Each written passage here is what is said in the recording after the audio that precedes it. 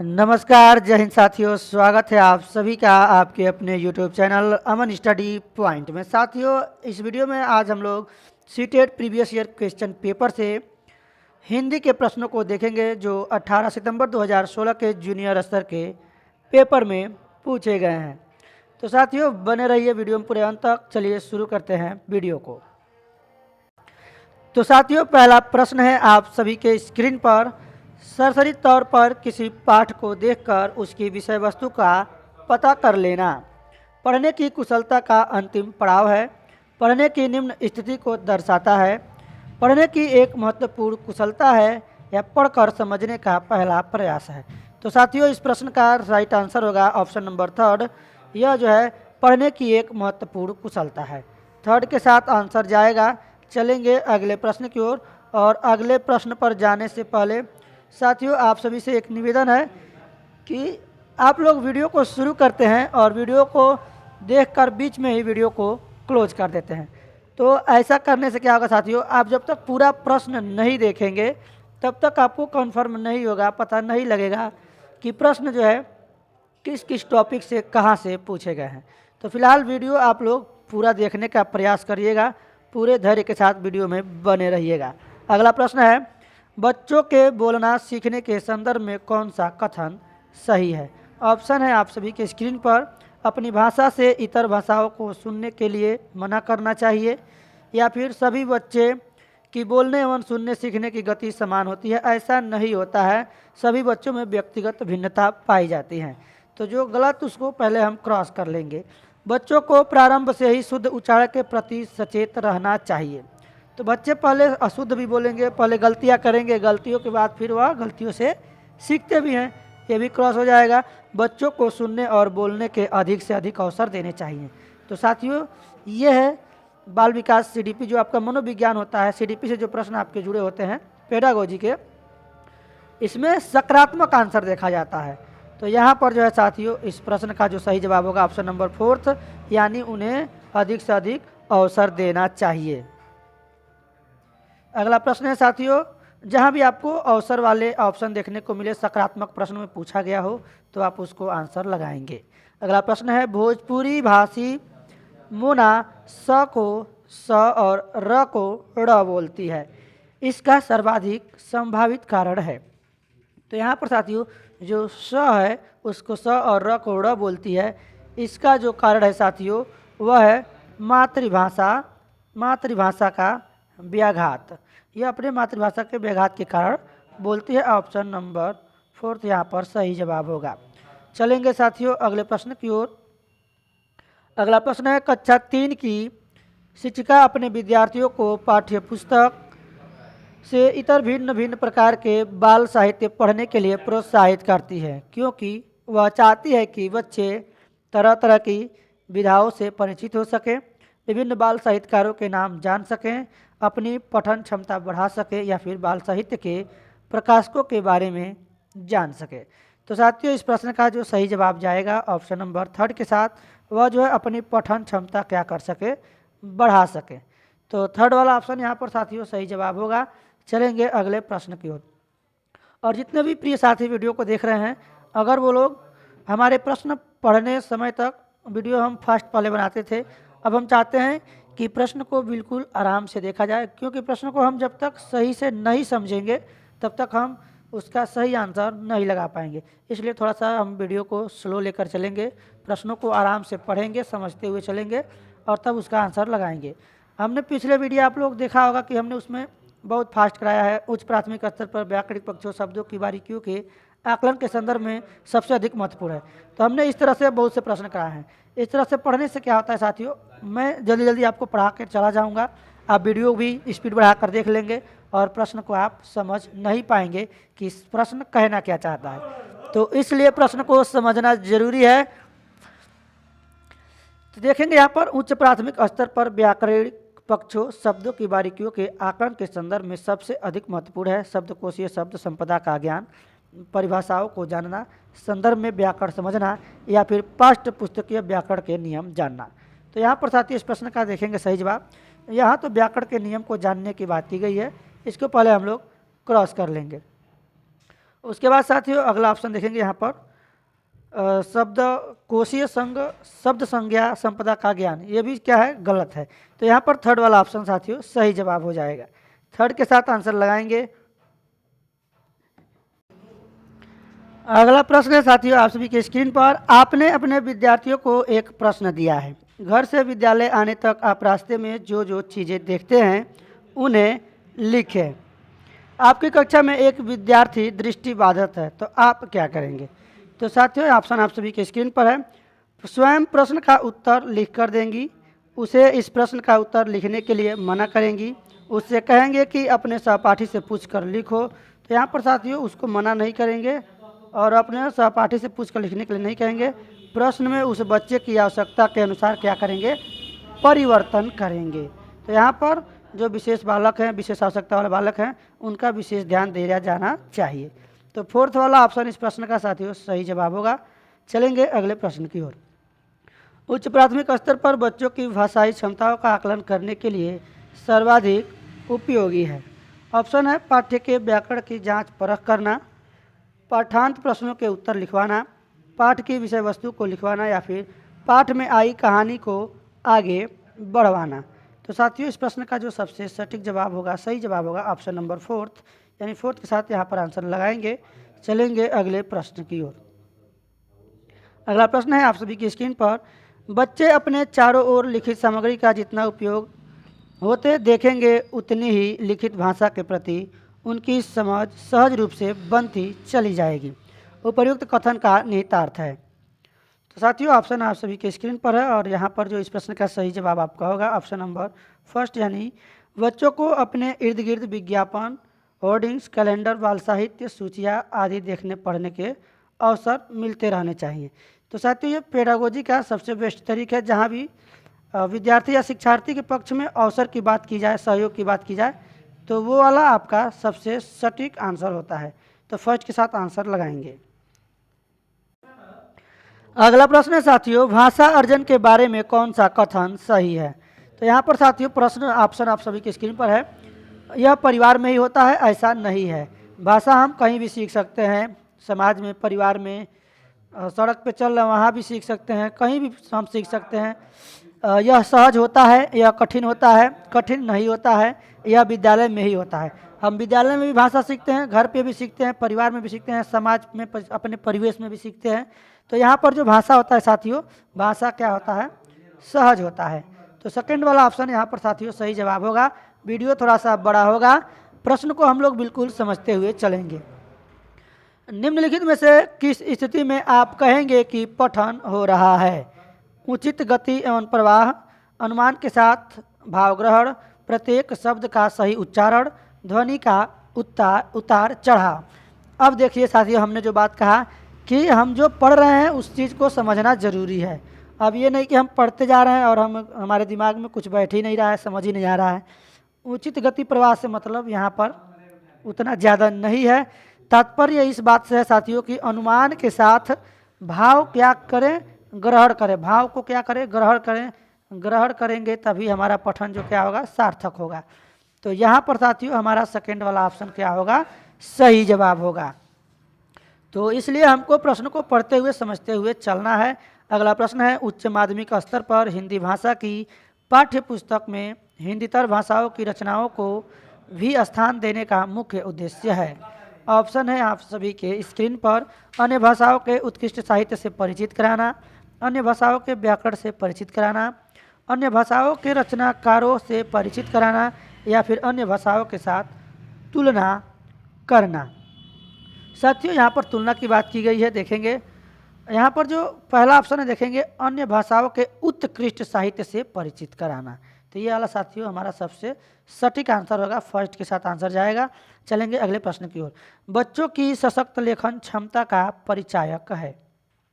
Option है आप सभी के स्क्रीन पर साथियों, देखेंगे अलंकारिक भाषा, सुंदर लिखावट, सशक्त वाक्य विन्यास, या फिर मौलिक विचार। तो यहाँ पर साथियों मौलिक विचार वाला ऑप्शन नंबर फोर्थ आपका सही जवाब हो जाएगा। चलेंगे अगले प्रश्न की ओर साथियों। अगला प्रश्न है आप सभी के स्क्रीन पर, मुहावरे और लोकोक्तियाँ सीखने सिखाने का एक महत्वपूर्ण उद्देश्य है। मुहावरे एवं लोकोक्तियों का निर्माण करना, मुहावरे एवं लोकोक्तियों का सुचिंतित प्रयोग करना, मुहावरे एवं लोकोक्तियों का अर्थ बताना या फिर कोश से मुहावरा एवं लोकोक्तियों का अर्थ देखना। तो यहाँ पर साथियों इसका सबसे सटीक सही जवाब होगा ऑप्शन नंबर सेकेंड। मुहावरे और लोकोक्तियाँ सीखने सिखाने का जो महत्वपूर्ण उद्देश्य है, मुहावरे एवं लोकोक्तियों का सुचिंतित प्रयोग करना। अगला प्रश्न है, निम्नलिखित में से किस प्रकार के प्रश्न बच्चों की भाषागत रचनात्मकता का आकलन करने में सर्वाधिक रूप से उपयुक्त होंगे। ऑप्शन है साथियों, बहुविकल्पीय प्रश्न, मुक्त अंत वाले प्रश्न, एक शब्द में उत्तर वाले प्रश्न या फिर सही कथन पर निशान लगाओ वाले प्रश्न।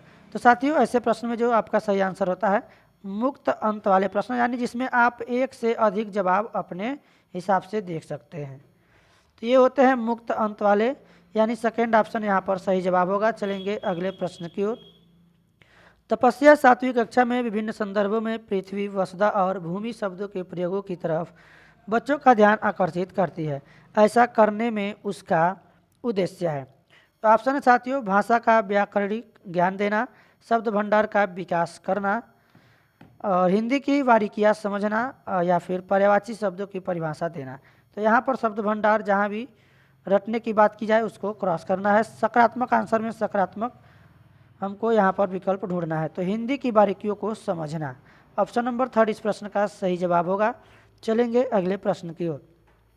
साथियों यहाँ पर निर्देश दिए गए हैं कि गद्यांश को पढ़कर पूछे गए प्रश्नों के सही सबसे उचित विकल्प वाले ऑप्शन को चुनिए। देखेंगे यहाँ पर जो आपका गद्यांश है, उत्तर भारत के संत कवि कबीर और दक्षिण भारत के संत कवि तिरुवल्लुवर के समय में लगभग 2000 वर्ष का अंतराल है, किंतु इन दोनों महाकवियों के जीवन में अद्भुत साम्य पाया जाता है। दोनों के माता पिता ने जन्म देकर इन्हें त्याग दिया था। दोनों का लालन पालन निसंतान दंपतियों ने बड़े स्नेह और जतन से किया था। व्यवसाय से दोनों जुलाहे थे। दोनों ने सात्विक गृहस्थ जीवन की साधना की थी। तिरुवल्लुवर ने जो है एक का प्रमाणिक जीवन वृतांत प्राप्त नहीं होता। प्रायः उन्हें चेन्नई के निकट मईलापुर गांव का जुलाहा माना जाता है, किंतु कुछ लोगों के अनुसार वे राजा एलाल के शासन में एक बड़े पदाधिकारी थे और उन्हें वैसा ही सम्मान प्राप्त था जैसा चंद्रगुप्त के शासनकाल में चाणक्य को। उनके बारे में अनेक दंत कथाएं प्रचलित है। जैसे कहा जाता है कि एक सन्यासी नारी जाति से घृणा करता था। उसका विश्वास था कि स्त्रियां बुराई की जड़ हैं और उनके साथ ईश्वर भक्ति हो ही नहीं सकती। तिरुवल्लुवर ने बड़े आदर से उसे अपने घर बुलाया। 2 दिन उनके परिवार में रहकर सन्यासी के विचार ही बदल गए। उसने कहा, यदि तिरुवल्लुवर और उनकी पत्नी जैसी जोड़ी हो तो गृहस्थ जीवन ही क्या है, श्रेष्ठ है। थोड़ा सा और गद्यांश से साथियों इसको भी देख लेते हैं, क्योंकि गद्यांश को पढ़कर ही हमें प्रश्नों के उत्तर देने हैं। कबीर के दोहों की भांति तिरुवल्लुवर ने भी छोटे छंद में कविता रची जिसे कुरल कहा जाता है। कुरों का संग्रह तिरुकुरल उनका एकमात्र ग्रंथ है। तिरुकुरल को तमिल भाषा का वेद माना जाता है। इसका प्रत्येक कुरल एक सूक्ति है और ये सूक्तियाँ सभी धर्मों का सार है। संपूर्ण मानव जाति को शुभ के लिए प्रेरित करना ही इसका उद्देश्य प्रतीत होता है। जैसे धर्म के बारे में 2 कुरलों का आशय है, भद्र पुरुषों पवित्र मानव होना ही धर्म है। स्वच्छ मन वाले बनो और देखो तुम उन्नति के शिखर पर कहाँ से कहाँ पहुँच जाते हो। झूठ न बोलने के गुण को ग्रहण करो तो किसी अन्य धर्म की आवश्यकता ही न रहेगी। तो साथियों ये रहेगा गद्यांश। अब हम चलेंगे प्रश्नों की ओर और प्रश्न है आपके स्क्रीन पर। यदि कबीर का समय 15वीं शताब्दी ईस्वी है तो तिरुवल्लुवर का समय होगा। तो यहाँ पर साथियों इस प्रश्न का जो सही जवाब आपका जाएगा ऑप्शन नंबर 4 के साथ लगभग 500 ईसा पूर्व। तो एक बार आप लोग गद्यांश का स्क्रीनशॉट ले लेंगे। थोड़ा सा हम इसको स्क्रीन को छोटा कर देते हैं। स्क्रीनशॉट ले लेंगे और एक बार इसको अच्छे से आप लोग पढ़ लेंगे।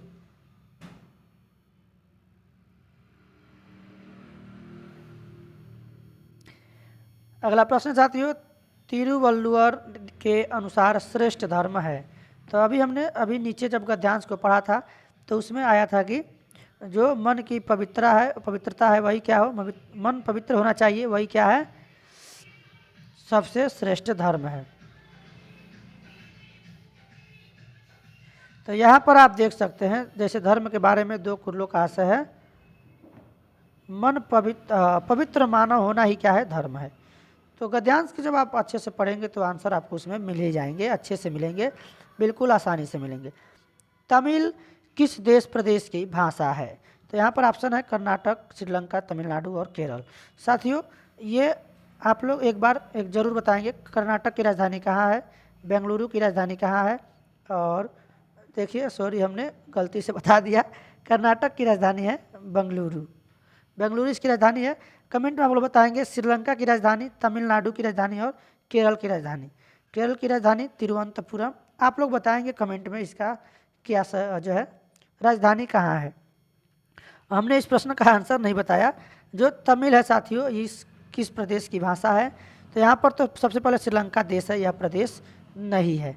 इसका जो सही जवाब होगा तमिलनाडु, तमिलनाडु की भाषा है। अगला प्रश्न है जो संबंध चंद्रगुप्त का चाणक्य से था वही संबंध किससे किसका था? तो साथियों इस प्रश्न का सही जवाब होगा एल्लाल का संबंध जो है तिरुवल्लुवर से था। 4th ऑप्शन सही जवाब होगा। चलेंगे अगले प्रश्न की ओर। तिरुवल्लुवर और कबीर में साम्य के बिंदु हैं। ऑप्शन है साथियों आप सभी के स्क्रीन पर, जन्म के बाद माता पिता के द्वारा त्याग देना, यानी दोनों के जन्म के बाद उनके माता पिता के द्वारा उनको त्याग दिया गया। जुलाहे का व्यवसाय करना, नारी जाति से घृणा करना, तो ये लोग नारी जाति से घृणा नहीं करते थे। तो इसमें साथियों आप देखेंगे ऑप्शन नंबर जो आपका यहाँ पर सही होगा, जवाब आपका सेकेंड के साथ जाएगा, यानी कि क ख और ग। यहाँ पर जुलाहे का व्यवसाय करते थे, एक छंद से छंद कविता करना। तो क ख और ग इस प्रश्न का सही जवाब होगा। घ वाला जो ऑप्शन है आपका यहाँ पर गलत है।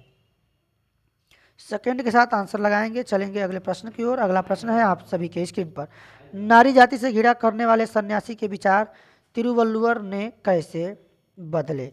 तो तिरुवल्लुवर ने क्या किया साथियों, उनको जो है एक बार क्या किया, अपनी गृहस्थी का साक्षी बनाया, यानी उनको अपनी गृहस्थी का साक्षी बनाकर उनके विचार को बदले। ऑप्शन नंबर 4 यहाँ पर सही जवाब हो जाएगा।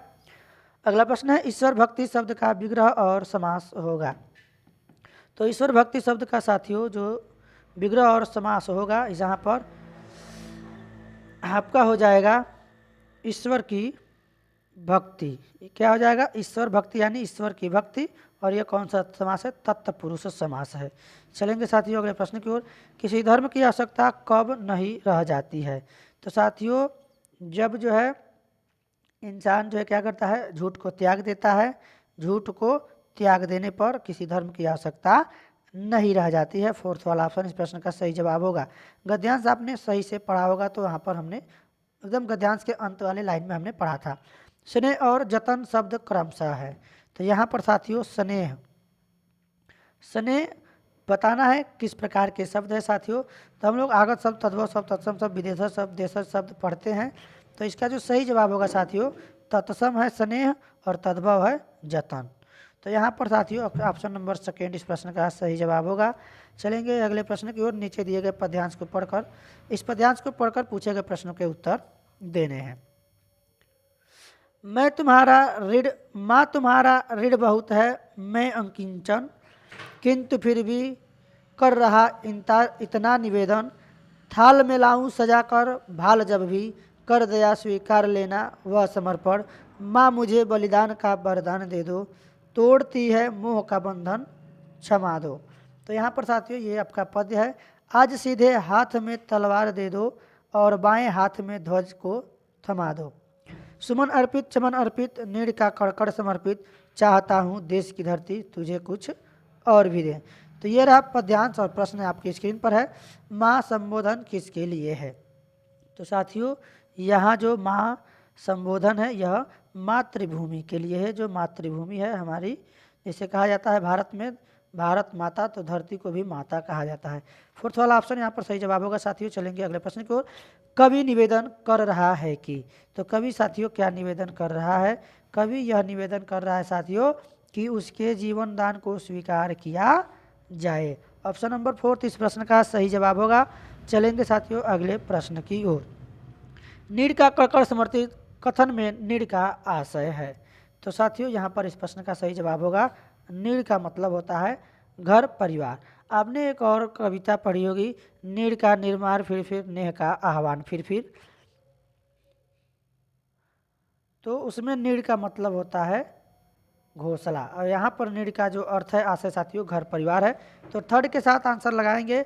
चाहता है देश की धरती तुझे कुछ और भी दे, कथन में कुछ और से तात्पर्य है कि कुछ ऐसा दिया जाए जो थाल में दी जाने वाली भेंट से अच्छा हो। तो यहाँ पर साथियों इसका ऑप्शन आपकी स्क्रीन पर है, ऋण चुकाने से बढ़कर हो, बलिदान से भी बढ़कर हो, या फिर ब्याज चुकाने से बेहतर हो। तो इसका सही जवाब ऑप्शन नंबर 3 होगा, बलिदान से भी क्या हो, बढ़कर हो। साथियों मात्र 2 प्रश्न और हैं, तो आप लोग उम्मीद है कि वीडियो में पूरे अंत तक बने होंगे, धैर्य बनाए होंगे। अकिंचन का अर्थ है, तो साथियों अकिंचन का जो अर्थ है यहाँ पर अति निर्धन। ऑप्शन नंबर 1 इस प्रश्न का सही जवाब होगा। चलते हैं आखिरी प्रश्न की ओर। बलिदान शब्द से बना विशेषण है, तो बलिदान शब्द का विशेषण हो जाएगा बलिदानी। यहाँ पर साथियों ऑप्शन नंबर 1 इस प्रश्न का सही जवाब होगा। तो साथियों वीडियो कैसा लगा कमेंट बॉक्स में आप लोग एक बार ज़रूर बताएंगे, और वीडियो को लाइक और शेयर नहीं किए हैं तो एक बार लाइक और शेयर ज़रूर कर देंगे। लाइक नहीं करेंगे चलेगा, और वीडियो को जो है आप शेयर ज़रूर कर देंगे, क्योंकि ये जो वीडियो है साथियों, जितने भी हमारे प्रिय साथी सीटेट की तैयारी कर रहे हैं, आप पहली बार सीटेट का फार्म भरे हैं, जिनको अभी सीटेट के बारे में ज़्यादा उतना जानकारी नहीं है, तो उनके लिए ये बहुत ज़रूरी है, उपयोगी है वीडियो, उनके पास आप इस वीडियो को ज़रूर पहुंचा दीजिएगा। तो आज की वीडियो में बस इतना ही, मिलेंगे एक और प्रीवियस ईयर क्वेश्चन पेपर के साथ। तब तक के लिए धन्यवाद, जय हिंद।